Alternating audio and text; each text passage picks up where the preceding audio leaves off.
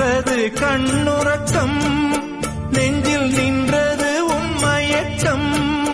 இங்கு ஓய்வதேது தேய்வதேது உந்தன் ஞாபகம். உன்னிடம் சொல்வதற்கு எண்ணம் ஒன்றல்ல நூறிருக்கு.